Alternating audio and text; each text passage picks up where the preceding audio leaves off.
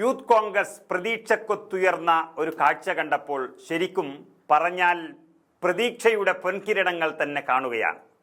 ലഹരി മാഫിയകളും അതിൻ്റെ ഉപയോഗവും കൊണ്ട് ഇല്ലാതാകാൻ പോകുന്ന കേരളത്തിൽ ക്യാമ്പസുകളിൽ മാത്രമല്ല സ്കൂളുകളിലും പിഞ്ചുമക്കൾ തല്ലുകൊണ്ട് പട്ടിയെപ്പോലെ മരിച്ചു വീഴുന്ന ഒരു സാഹചര്യമാണ് കേരളത്തിൽ.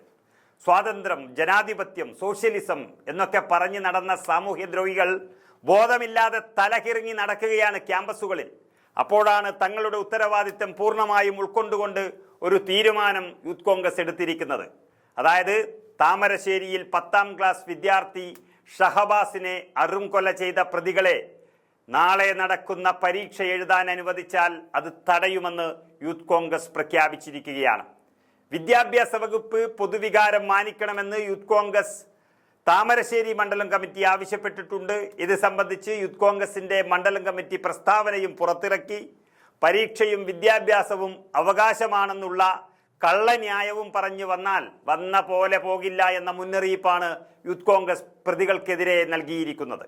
കേസിലെ പ്രതികളെ പരീക്ഷയ്ക്ക് ഇരുത്തുന്നത് മറ്റു കുട്ടികളെ ബാധിക്കുമെന്ന് യൂത്ത് കോൺഗ്രസ് പ്രസ്താവനയിൽ പറയുകയാണ്. ജീവിക്കാനുള്ളൊരു അവകാശം കവർന്നവർക്ക് വിദ്യാഭ്യാസ അവകാശ സംരക്ഷണം നൽകരുത് എന്നാണ് തങ്ങളുടെ അഭിപ്രായമെന്നാണ് യൂത്ത് കോൺഗ്രസ് പ്രസ്താവനയിൽ വ്യക്തമാക്കിയത്.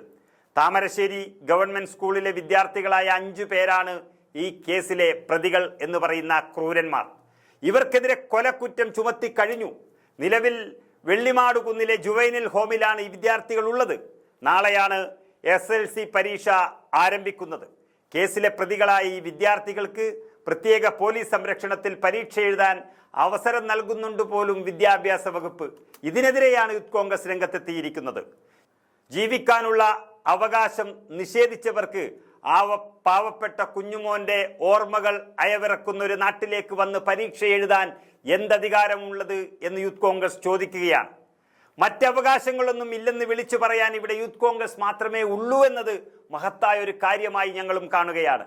മാത്രമല്ല, കള്ളും കഞ്ചാവും മയക്കുമരുന്നുകളും നൽകി പഠിക്കാൻ വരുന്ന വിദ്യാർത്ഥികളെ വഴിതെറ്റിക്കുന്ന വിദ്യാർത്ഥി രാഷ്ട്രീയക്കാർ ഇപ്പോൾ ഏതു മരപ്പൊത്തിലാണ് ഒളിച്ചിട്ടുള്ളത് എന്നും വ്യക്തമാക്കാത്ത സാഹചര്യത്തിൽ കുട്ടികളെ ഈ ചരിത്രദൗത്യം ഏറ്റെടുത്ത യൂത്ത് കോൺഗ്രസ് പ്രവർത്തകർ അഭിനന്ദനം അർഹിക്കുന്നത് തന്നെയാണ്.